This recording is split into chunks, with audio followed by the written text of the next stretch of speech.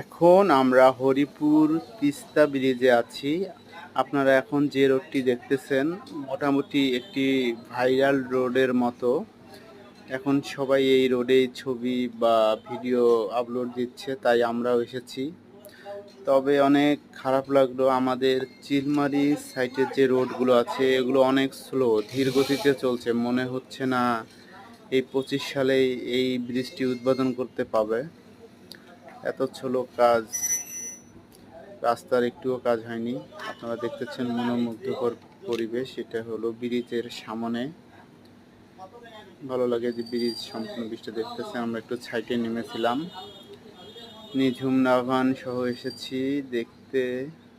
আপনারা দেখতেছেন নৌকার মধ্যে চড়েছি, ব্রিজের নিচে একদম পানির হালকা স্রোত আছে। এখন আমরা সুন্দরগঞ্জ সাইটে, ব্রিজের পরিবেশ অনেক সুন্দর। আপনারা সবাই ঘুরতে আসবেন, কিন্তু ব্রিজের উপর দিয়ে এখন উঠতে দেবে না। এটা অনেক সময়ের ব্যাপার। জাস্ট যেগুলো কাজ কমপ্লিট করা যায় এগুলোই করতেছে। যে